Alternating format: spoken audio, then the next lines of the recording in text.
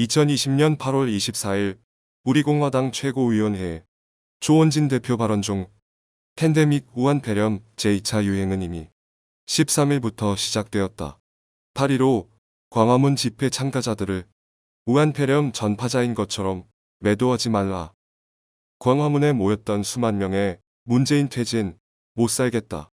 문재인 갈아보자라는 생각을 가진 국민의 절규를 한 광화문 애국 국민들을 중국 폐렴 전염병 전파자로 몰고 가는 문재인 좌파 독재 정권의 모렴치 책임 떠넘기기에 분노를 금할 수 없습니다.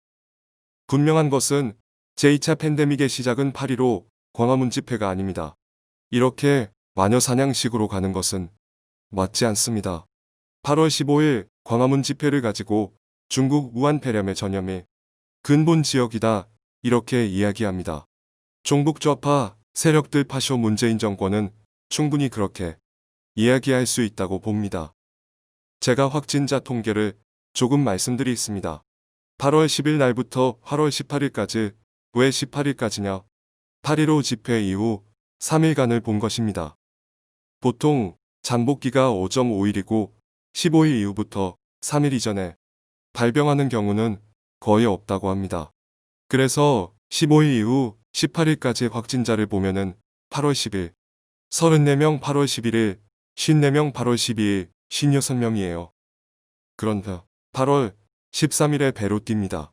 8월 13일 103명, 8월 14일 166명, 8월 15일 279명. 분명히 이 3일간은 8.15 집회와는 전혀 상관이 없는 것입니다. 팬데믹은 제2차 유행은 13일부터 시작을 한 것입니다. 8월 15일 이후 197명, 8월 16일 197명, 8월 17일 246명, 8월 18일 297명, 8월 10일부터 18일까지 총 1432명이 확진자가 됐는데 8월 13일부터 제2차 유행은 시작된 것입니다. 지금 문재인 좌파 정권이 7월 말에 소비 쿠폰 발행을 했습니다. 소비 쿠폰은 문화, 관광, 기타 지역의 소비를 장려한다는 명목으로 대량적인 소비 촉진이라는 명분으로 대량 발행했습니다. 문화체육부 중심으로 했습니다. 정은경 질병관리본부장은 20일 전에 제2차 팬데믹이 올 것이라고 이야기를 했습니다. 굉장히 우려가 된다. 그러면 13일, 14일 무슨 일이 벌어진 것입니까?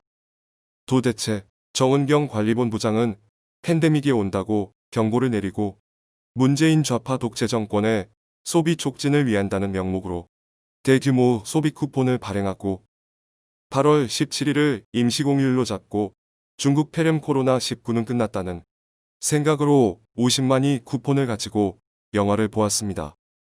수십만이 부산 해운대를 중심으로 60만, 전체 200만이 피서객들이 모였습니다. 누가 책임입니까?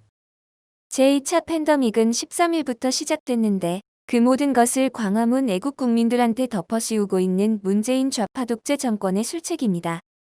정은경 질병관리본부장은 분명히 밝혀야 합니다.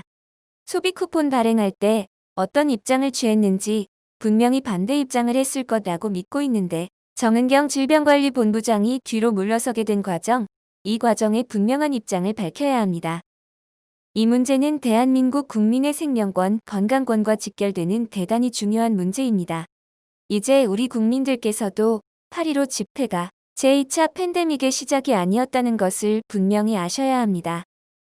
저는 종교가 정치와 결부돼서 종교와 정치가 같이 가는 것이 맞지 않다는 소신을 가지고 있는 사람입니다.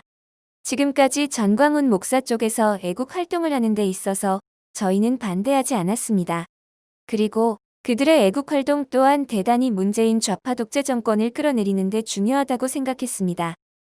우리는 전광훈 목사님 측하고 한 번도 공동 집회라든지 혹은 연대라든지 그런 모습을 하지 않았습니다. 왜냐하면 우리 공화당은 정당입니다.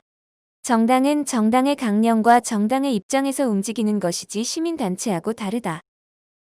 이런 입장은 저의 소신입니다. 단지 하나, 광화문에 모였던 수만 명의 문재인 퇴진 못 살겠다. 문재인 갈아보자라는 생각을 가진 국민의 절규를 한 광화문 애국 국민들을 중국 폐렴 전염병 전파자로 몰고 가는 문재인 좌파 독재 정권의 모렴치, 책임, 떠넘기기에 분노를 금할 수 없습니다. 분명한 것은 제2차 팬데믹의 시작은 8.15 광화문 집회가 아닙니다. 이렇게 마녀 사냥식으로 가는 것은 맞지 않습니다. 또 하나는 미래통합당, 우리가 보고 있으니까 가당치가 않습니다.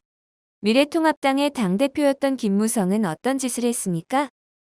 왜 우리 공화당은 정당으로서의 역할을 하고 있는데 마녀 사냥 당하고 있는 전광훈 목사님이 그렇게 힘든데 전광훈 목사님 따르던 김무성은 왜 입을 닫고 있습니까? 미래통합당은 김무성부터 조치하는 것이 우선 아닙니까?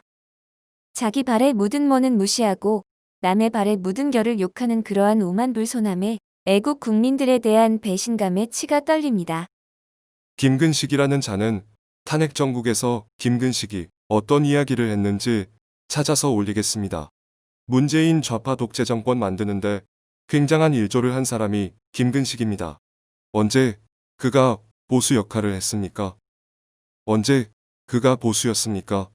이 당, 저 당 떠돌아다니다가 당선권이 유력한 지역 공천받아서 떨어지니까 존재감을 내기 위해서 우리 공화당에 대한 내용을 전혀 모르면서 태극기 애국 국민들의 열정을 전혀 모르면서 함부로 말 놀리는 김근식에 대해서는 우리 공화당 당원들이 가만히 있지 않을 것입니다.